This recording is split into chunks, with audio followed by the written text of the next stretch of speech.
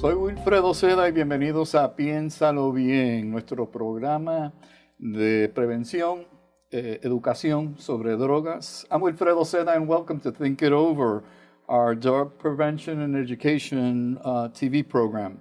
El tema para el programa de hoy es iniciativas que ha tomado la administración del gobernador Wolf para convertir la crisis de adicción y sobredosis en Pensilvania. Our topic today will be initiatives that the Wolf administration has taken to combat the addiction and overdose crisis in Pennsylvania.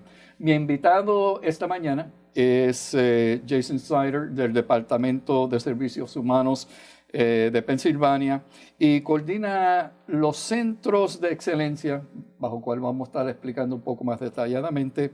Mi invitado, my guest this morning is Jason Snyder from the Department of Human Services in Pennsylvania and coordinates the Centers for Excellence. And along with me is Mauricio Conde, who will serve as an interpreter for Mr. Snyder.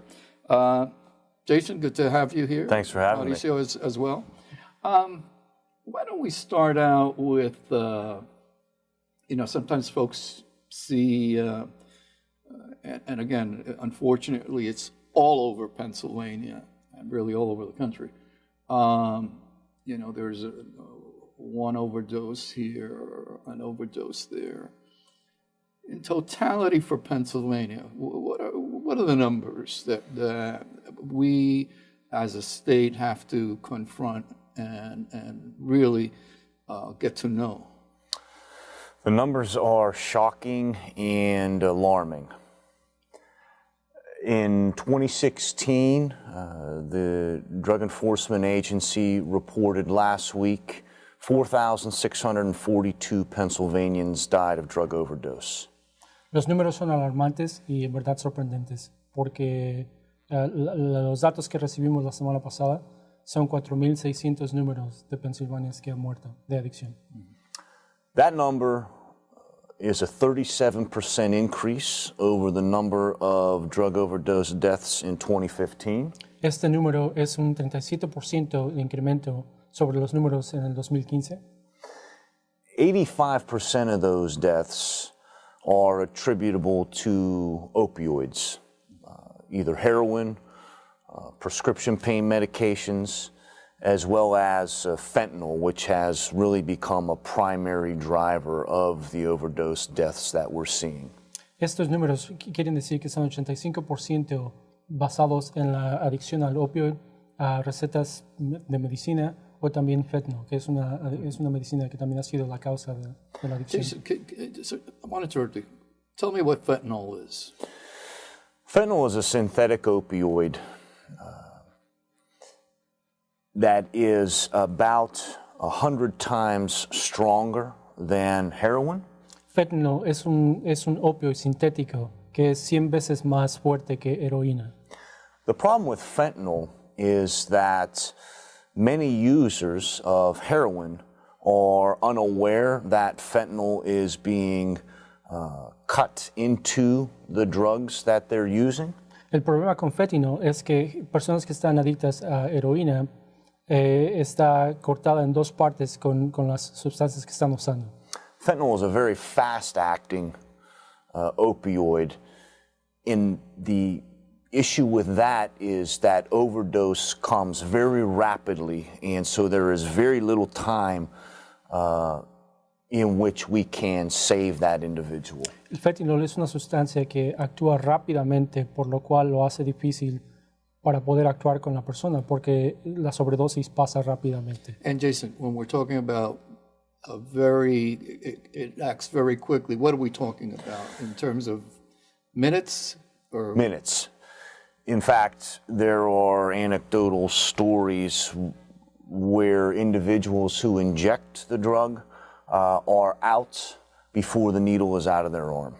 Esto es rápido, en minutos. Incluso hay historias que dicen que la persona está fuera de conciencia antes de que la aguja salga del cuerpo. What are, in terms of these deaths, what are we seeing in terms of ages of individuals that are dying? The full DEA report will be released later this month, but some of the preliminary information that they've released shows that for the first time, I believe, the age group of people 15 to 24 years old are being significantly affected, more so than they have at any point in recent years from this epidemic. El reporte completo de la DEA va a salir pronto, pero eso quiere decir que la gente más afectada son gentes que están desde las edades de 15 a 28 años de edad, y esa información saldrá pronto. The majority of people who are dying, though, are in the age bracket of 25 to 44. La mayor parte de gente que está muriendo son las gentes que tienen 24 a 44 años de edad. One of the most interesting things, I think, about that age group, that demographic, is that since the beginning of the decade, the overall death rate of individuals 25 to 44 has been increasing. These are individuals in the primes of their lives, and the opioid epidemic, along with alcohol abuse, is a primary reason why in a country that has the resources of the United States, we have seen what until the beginning of the decade was a decline in overall death rate begin to increase. Lo difícil de esta información es que la gente que está de la edad de 25 a 44 años de edad está muriendo, y son gentes que están en la parte más importante de su vida, más, donde deberían estar más saludable. Y esto quiere decir que en un país tan poderoso y tan saludable como sería los Estados Unidos, donde hay tantos recursos, lo que esto ha enseñado es que la crisis sigue creciendo. If we go back to the 4,642 overdose deaths in Pennsylvania, that's 13 deaths a day to drug overdose. There was a time in the not too distant past when automobile accidents were the #1 cause of accidental death. Today, 4 times as many people die every day from a drug overdose death as do an automobile accident. So, si vamos por la información y los datos basados en los 4,600 personas que están muriendo de adicción, eso quiere decir que 13 están muriendo diariamente por adicción. Y comparado con los accidentes automovilísticos, eso quiere decir que 4 veces más la gente está muriendo por adicción que por un accidente automovilístico. Jason, is there a profile of who's dying? Because I would imagine still a lot of folks might have a perception that, you know, that's somebody who perhaps has always been a criminal, a drug addict, and unfortunately, maybe even in some people's minds, is really, you know, they don't contribute anything to society.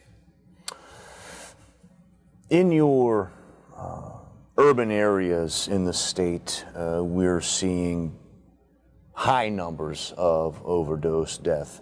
In 2016 in Philadelphia, more than 900 overdose deaths there.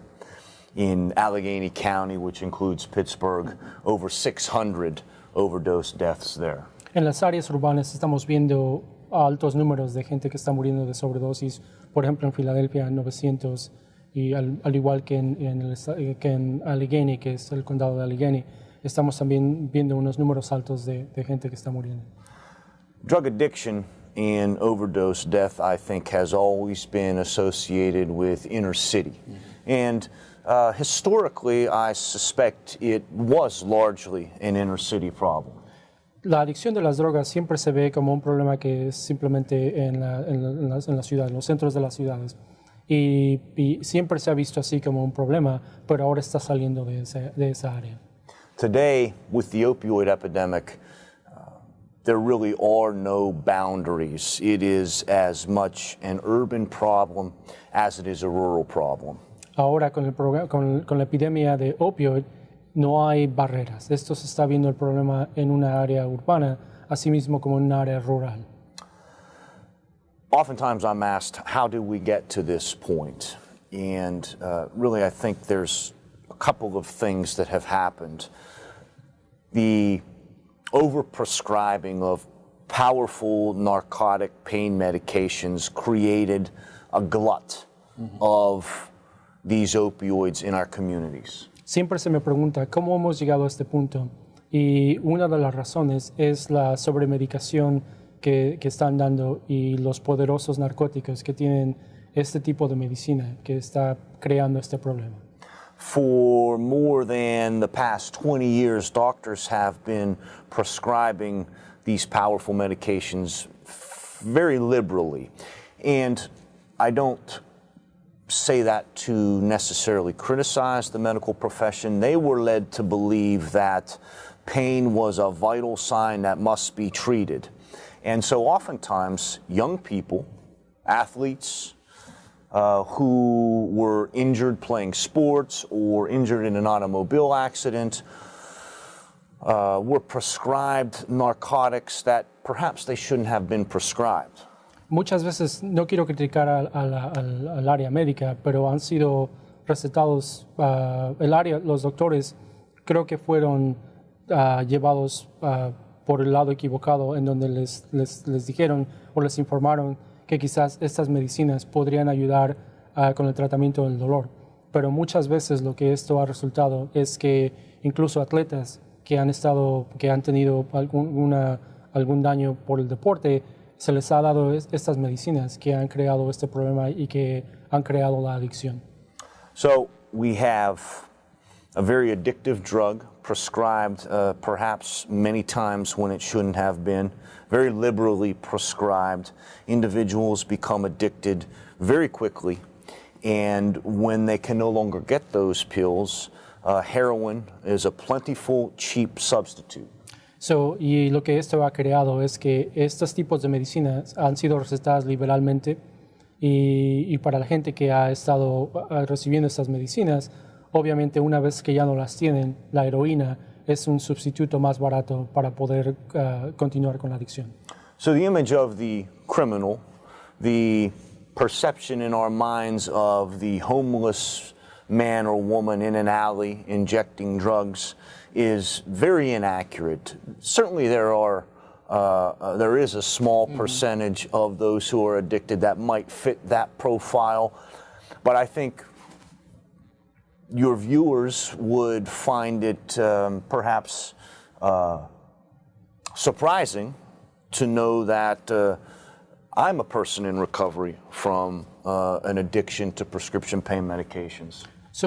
Para la gente que piensa normalmente que el perfil de una gente con adicción es alguien que es un vagabundo, que no tiene hogar, que vive en la calle, en un callejón, que es la persona que automáticamente piensan es alguien que tiene adicción, pero no es necesariamente así. Quizás sus televidentes pueden estar de acuerdo cuando digo que yo soy alguien que estoy en recuperamiento y que ha sido una víctima de la adicción de las drogas. Let's talk about Centers for Excellence. What are they? What do they do? The Centers of Excellence are Governor Wolf's signature response to the opioid overdose death epidemic. Los centros de excelencia son la respuesta del gobernador Wolf para la epidemia de opioid. There are 45 of them across the state, and the primary goal of each of the centers is to better initiate into treatment people who are in need of it, as well as keep them engaged for longer periods of time. Y las metas son obviamente proveer los servicios, mantener a la gente en tratamiento al principio y después a largo plazo mantenerlos también envueltos en el tratamiento para poder mantenerlos saludables y vivos por un largo plazo. In large part, the Centers of Excellence intend to integrate behavioral health care, that addiction treatment, with physical health care. So one of the ways we're going to better engage people and provide higher quality care is by treating the whole person. Una de las metas, una de las fases de las cuales esto va a proveer el servicio es en dos formas. Primero, la salud del comportamiento, proveyendo los servicios para la adicción a la persona, pero también proveyendo los servicios de salud físico, para que puedan en una forma completa proveer el acceso a los servicios que la persona necesita cuando son adictos a estas drogas. So what I mean by treating the whole person is not just treat the addiction, but treat any underlying physical or mental health issues that may be driving that addiction. So we talked about physical pain, being prescribed prescription pain medications. We have to address that physical pain that many people are dealing with at the root of that addiction in order to treat the addiction. También lo que quiero decir es tratar no simplemente el dolor físico de la persona, pero poderlo tratarlo también por el lado mental, donde podemos tratar la raíz del dolor de la persona. I often share a story to illustrate this point as well. I met a young woman in my life, 21 years old, has struggled with an addiction to heroin for much of her life. Began injecting heroin at age 12. Her mother is addicted to alcohol. Her father sexually molested her, and she has been through 8 rehabs so far and still struggles with the addiction. Uno de los mejores ejemplos que yo comparto es la historia de una muchacha de 21 años de edad que ha estado en un número grande de programas de adicción, que empezó a tomar alcohol a los 17 años, y su mamá de ella sufre también de alcoholismo, su papá de ella la abusó sexualmente y ha estado en muchos programas de adicción. If we focus only on the addiction to heroin in this young woman and don't address the underlying trauma that she deals with daily, our chances of successfully treating the addiction are low to none. Si simplemente nos enfocamos en la adicción de la persona de drogas, de esta muchacha, y no tratamos el trauma que ha tenido emocionalmente, entonces no vamos a poder tener éxito en poderla tratar con la adicción que tiene a las drogas. 2 other things that the Centers of Excellence are charged with doing. Implementing a community-based care management team that will meet individuals wherever they are, so to speak. También otra de las cosas que está haciendo los centros de excelencia es crear un equipo de mantenimiento de cuidado en la comunidad que pueda apoyar a la gente que está en adicción para poderles servirles en las comunidades en donde ellos viven.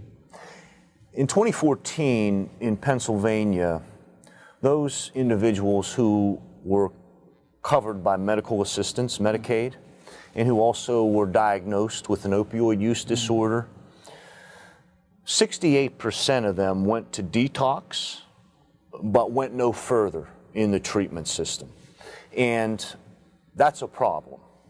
En el 2014, la mayoría de gente que estaba cubierta por asistencia médica, por Medicaid, el 64% podría acceder a esos servicios de salud, esos servicios de tratamiento, pero no iban más allá del tratamiento normal de las drogas.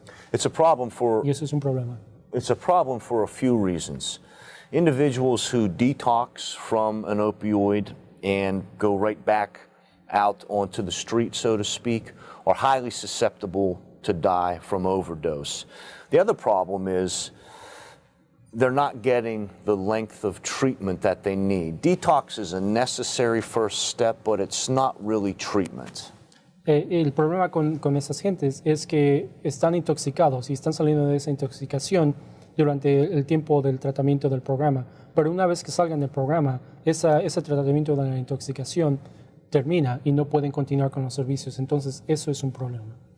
So the community-based care management team is charged with ensuring not only that individuals get into the most appropriate level of care, but that they remain engaged in the continuum of care. And that continuum may include residential treatment, partial hospitalization, intensive outpatient. We must ensure that individuals stay engaged in the continuum as long as possible, because we know that the longer they remain engaged, the greater their chance for recovery from the disease. Y parte del trabajo de este equipo de cuidado de mantenimiento es mantenerlos envueltos en el tratamiento a un largo plazo, ya sea que esto quiere decir que estén en un tratamiento de residencial, o ya sea que tenga que tener cuidado corto en el hospital, fuera del hospital, pero el propósito es mantenerlos envueltos en el servicio a un largo plazo. The Centers of Excellence are a $20.4 million initiative, and the majority of the money that each of the centers received, and each of the centers received $500,000, the majority of that money is to be used to hire this community-based care management team. Los centros de excelencia están contando al principio con un fondo que hubo de $24.4 millones, y los centros de excelencia recibieron $500,000, y parte de ese dinero es para que puedan tener gente que pueda proveer los servicios de apoyo que necesitan. And the third thing I would mention in an effort to achieve that overall goal is that Centers of Excellence are working to expand access to medications to assist treatments. Y la tercera parte que yo puedo decir, los centros de excelencia también están expandiendo el acceso a los medicamentos que la gente necesita para poder continuar el tratamiento. There are 3 FDA-approved medications to assist in treatment for addiction: buprenorphine, methadone, and naltrexone. Hay 3 medicamentos que han sido aprobados por la FDA para poder proveer el tratamiento: buprenorphine, Methadone, methadone, and naltrexone. y naltrexone. These drugs are proven through research to keep individuals engaged in treatment while diminishing the cravings they might otherwise feel for the opioid. Estos medicamentos han sido probados para poder proveer no simplemente el tratamiento, pero también para combatir la adicción y el deseo que las gentes tienen para poder tener el deseo de usar las drogas. The Centers of Excellence are really about system transformation and demonstrating how, by putting in place these community-based care management teams, better supporting individuals and getting into and staying engaged in treatment, how we can transform the broader system. Los centros de excelencia también es acerca de transformar el sistema para poder apoyar a la gente para que estén en los servicios a un plazo más largo y poder ayudarles para combatir la adicción y mantenerlos saludables a largo plazo. In Pennsylvania, we're on a program that we're speaking in English and Spanish. The Latino community keeps increasing. Somebody like me who's second or third generation, language isn't an issue, but perhaps culture might be an issue. How are we talking about systems, getting the system to address those linguistic cultural factors? That's a great question. We know that we have to do a better job in developing a culturally competent workforce. Es una buena pregunta. Sabemos que tenemos que desarrollar un programa que sea culturalmente competente para una fuerza de trabajo. The federal government has made available millions of dollars to states to address the opioid epidemic. Pennsylvania will receive $26.5 million over the next year to implement a series of initiatives and strategies to address the opioid epidemic. El gobierno federal ha estado haciendo muchos esfuerzos para poder apoyar este problema y dentro de los 3 años el estado de Pensilvania va a recibir $26 millones para poder apoyar estas iniciativas y a largo plazo. Part of that money will be committed to doing just that, developing a more culturally competent workforce. And what I mean by that is ensuring that those counselors and those therapists who might be working with folks from the Hispanic community understand their culture, speak their language. We don't necessarily have to find therapists who are Hispanic themselves, although certainly that is ideal. But we must have Spanish-speaking therapists and counselors to really make the therapeutic experience much more effective rather than having an interpreter. So, parte de los esfuerzos que estamos haciendo es poder encontrar una fuerza de trabajo que pueda apoyar a la comunidad latina en su lenguaje. Esto quiere decir que haya consejeros, terapistas que puedan hablar el lenguaje en español y que también puedan tener una relación competente cultural con el individuo que está recibiendo los servicios. I want to go back a bit. How were these centers of excellence selected? What was the criteria for selecting them? So there was an application process. In addition, based on the application, we looked at a couple of things. We looked at the state in general. Where are resources lacking? And where are overdose deaths highest? And where is need greatest? Es un proceso de aplicación. Estuvimos viendo a través del Estado cuáles son los servicios que hay, cuáles son los servicios que no hay, el número de muertes en el Estado y también empezamos ahí para ver cuáles eran los puntos más altos a los más bajos. In addition, we talked to key stakeholders from the treatment community, the behavioral health community, others who could give us insight into the providers who applied for Center of Excellence designation. We had 116 applicants. También estuvimos hablando con gente en la comunidad que apoyaba en los sentidos de salud del comportamiento y también tratamiento de la adicción para poder entender un poco más cuáles eran los problemas. Entonces también basado en eso tuvimos 106 aplicaciones para los centros de excelencia. What's next? How do we, moving forward, what are some of the goals? I think we're talking about 13 deaths per day here in Pennsylvania. What are we aiming at? Obviously, it would be to have none, but what are our goals for the next year? I think the unfortunate reality of the situation is that for the next several years, we may well continue to see increasing number of deaths. Desafortunadamente, la realidad es que dentro de los próximos años vamos a seguir viendo un número incrementado de muertes. But under Governor Wolf's leadership, we are absolutely committed to doing everything we can. Pero con el liderazgo del gobernador Wolf vamos a hacer todo lo que podamos hacer.